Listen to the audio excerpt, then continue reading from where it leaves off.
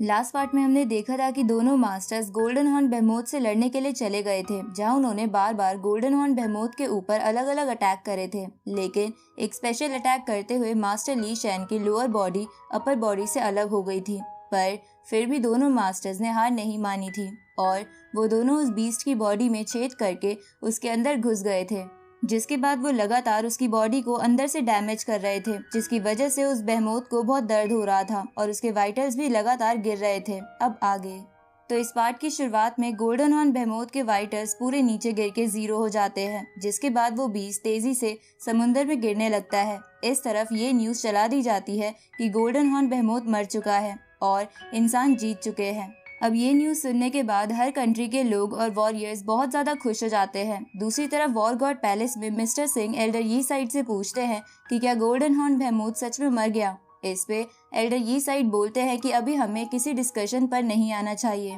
क्योंकि पिछली बार भी हमने उसका सर उड़ा दिया था, लेकिन वो फिर जिंदा हो गया था। उसी वक्त एल्डर जू सबसे कहते हैं कि मास्टर होंग और मास्टर ली शैन का क्या हुआ है, क्या उनके वाइटल्स अभी तक मिले हैं। ये सुन के याओ राव कहती है कि मास्टर होंग और मास्टर ली शैन अर्थ के सबसे स्ट्रॉन्गेस्ट वॉरियर हैं, वो ऐसे नहीं मर सकते, इसलिए वो अभी भी जिंदा होंगे।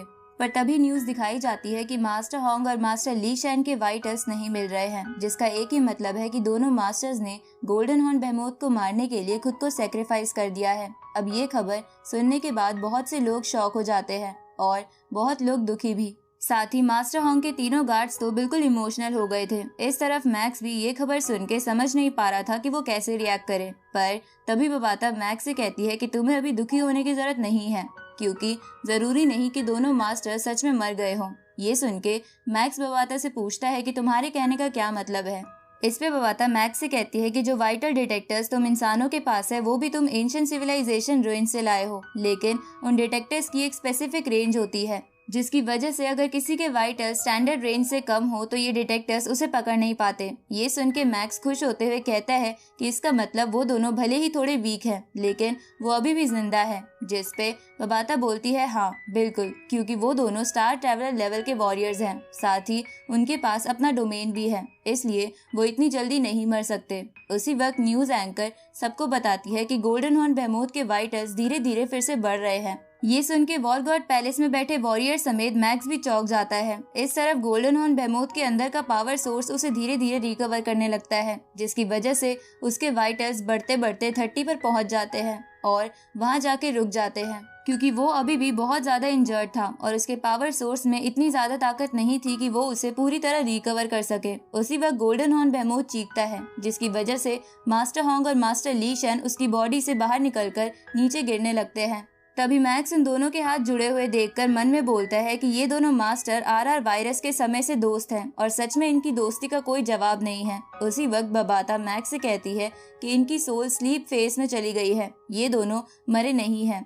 इस पे मैक्स बबाता से सोल स्लीप फेस का मतलब पूछता है। ये सुन के बबाता मैक्स से कहती है कि सोल स्लीप फेस एक ऐसी फेस है जिसमें एक इमोर्टल लेवल का वॉरियर बहुत इंजर्ड होने के बाद चला जाता है, जिससे बाहर आने में उसे कम से कम 1-2 साल लगते हैं और ज्यादा से ज्यादा मिलियंस ऑफ ईयर। लेकिन मास्टर होंग और मास्टर ली शैन सिर्फ स्टार ट्रैवलर लेवल पर थे और वो दोनों भी सोल स्लीप फेस में चले गए हैं, पर मुझे नहीं लगता कि वो अब कभी जाग पाएंगे। इधर गोल्डन हॉर्न बेहेमोथ दोनों मास्टर्स को गिरता देख उन्हें खाने की कोशिश करता है, पर तभी वहाँ सिल्वर स्ट्रीम गार्ड्स आ जाते हैं, जिनमें से एक मास्टर होंग और मास्टर ली शैन को बचाता है तो दूसरा वाला बड़ा होकर गोल्डन हॉर्न बेहेमोथ को रोकने लगता है, जिसके बाद दोनों मास्टर्स को बचाने वाला रोबोट वहाँ से निकल जाता है और दूसरा सिल्वर स्ट्रीम गार्ड लिक्विड में बदलते हुए गोल्डन हॉर्न बेहेमोथ को एक ट्रैप बना के कैद करने लगता है, जिसकी वजह से वो बीस्ट उड़ नहीं पाता और सीधा समुद्र में गिर जाता है। जिसे देखकर मैक्स याओ राव से पूछता है कि क्या दूसरा सिल्वर स्ट्रीम गार्ड दोनों मास्टर्स को लेके तुम्हारे पास आ गया है।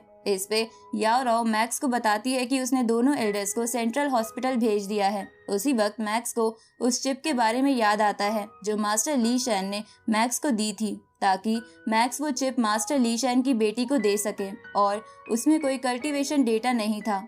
तो ये याद आने पर मैक्स एल्डर जू को अपने साथ चलने को कहता है। इस तरफ हम एक घर को देखते हैं जिसमें मास्टर ली शैन और उनकी बेटी की फोटो थी, साथ ही बैकग्राउंड में दोनों मास्टर की न्यूज भी चल रही थी। तभी मैक्स और एल्डर जू आके उस लड़की को वो चिप देकर चले जाते हैं।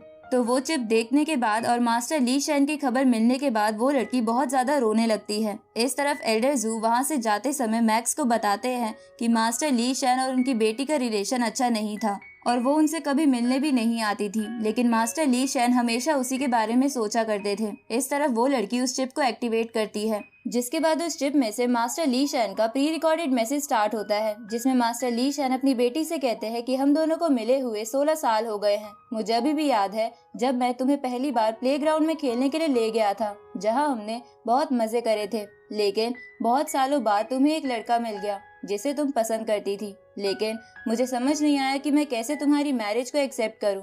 पर मेरे इस डिसीजन की वजह से तुम घर से चली गई, पर मैं सीक्रेटली तुम्हारे बारे में जाना करता था।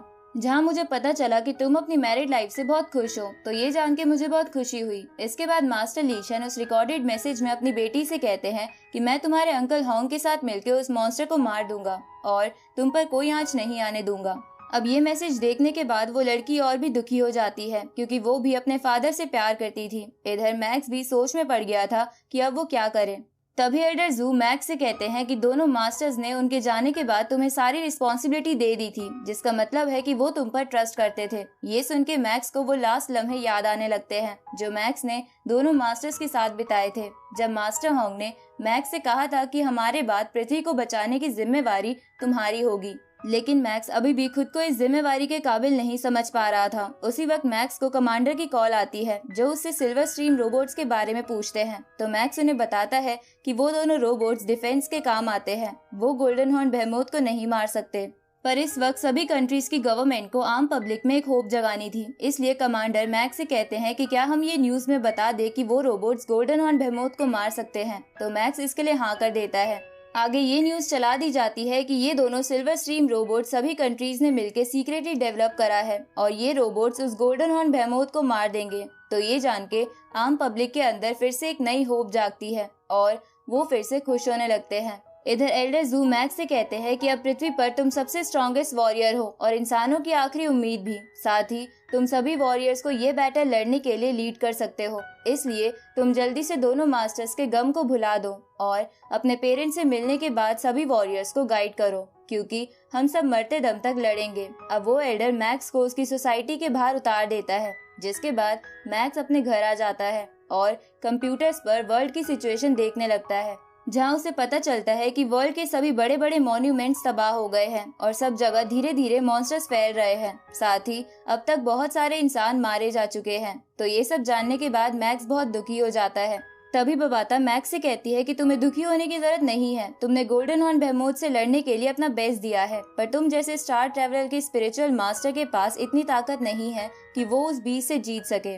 ये सुन के मैक्स को गुस्सा आने लगता है। तभी बबाता मैक्स से कहती है कि गोल्डन हॉर्न बेहेमोथ की सिचुएशन के अकॉर्डिंग वो 1-2 दिन में पहले की तरह नॉर्मल हो जाएगा, पर इंसानों के पास बचने का कोई तरीका नहीं बचा है और अब ह्यूमन एक्सटेंशन को कोई नहीं टाल सकता। ये सुन के मैक्स उन सभी वॉरियर्स की लड़ाइयों को याद करने लगता है जिन्होंने उस बीस्ट को रोकने के लिए उससे लड़ाई की थी। तभी बबाता मैक्स से कहती है कि हमें पृथ्वी छोड़ के चले जाना चाहिए, क्योंकि जो स्पेसशिप हमें एंशिएंट रूइन से मिली थी उसे मैं तुरंत रिपेयर कर सकती हूँ और वो तुम्हें इस यूनिवर्स में कहीं भी ले जा सकती है। ये सुन के मैक्स गुस्से में बबाता से कहता है कि तुम क्या चाहती हो, कि मैं यहाँ से भाग जाऊँ? जिस पे बबाता बोलती है कि मैं तो बस तुम्हें सरवाइव करने के लिए बोल रही हूँ, ताकि इंसान एक नई शुरुआत कर सके। साथ ही तुम उस स्पेसशिप पर अपनी फैमिली और ईवा को भी ले जा सकते हो। लेकिन मैक्स इसके लिए तुरंत मना कर देता है। तो बबाता इसका रीजन पूछती है, जिसपे मैक्स बबाता से कहता है कि मैंने डिसाइड करा है कि वॉल गॉड पैलेस का हर वॉरियर अपने मरते दम तक लड़ेगा। ये सुन के बबाता मैक्स से बोलती है कि तुम्हारे मरने के बाद भी ह्यूमंस नहीं बच पाएंगे। इस पे मैक्स कहता है कि तुम मेरी फीलिंग्स नहीं समझ पाओगी। इस पे बबाता कहती है कि इंसानों के इमोशंस बहुत कमजोर होते हैं, जो कि ये जानने के बाद भी कि वो नहीं जीत पाएंगे तब भी उन्हें लड़ाई के लिए मजबूर कर देते हैं। ये सुन के मैक्स गुस्से में कहता है कि सर्वाइवल में सिर्फ बॉडी का ही जिंदा होना सब कुछ नहीं होता, हमारा मेंटल पीस भी उतना ही जरूरी होता है। पर अगर मैं यहाँ से कहीं और चला गया तो मैं कभी अपने मेंटल पीस के साथ नहीं जीत पाऊंगा। इस पे बबाता कहती है कि जब से मेरे मास्टर ने मुझे बनाया है तब से मैंने 60,000 साल का समय देखा है और उस दौरान मैंने यूनिवर्स की कई स्पीशीज को खत्म होते हुए देखा है, जिसमें मेरे मीटियोराइड स्टार के लोग भी थे। ऊपर से अर्थ इतनी बड़ी यूनिवर्स के धूल बराबर भी नहीं है, और जिस मेंटल पीस की तुम बात कर रहे हो उसे मैंने जाते हुए इन हजारों सालों में कई बार महसूस किया है। इसलिए चाहे कुछ भी हो जाए, पर मैं तुम्हें मरने नहीं दे सकती, क्योंकि मैं तुम्हारा इंतजार 50,000 साल से कर रही थी ताकि तुम मास्टर के नए स्टूडेंट बन सको। ये सुन के मैक्स वहाँ से जाने लगता है। जहाँ जाते हुए वो बबाता से कहता है कि भले ही अर्थ इस यूनिवर्स के धूल बराबर है, पर इसे बचाना जरूरी है। अब मैक्स के ये बोलते ही ये पार्ट यहीं खत्म होता है।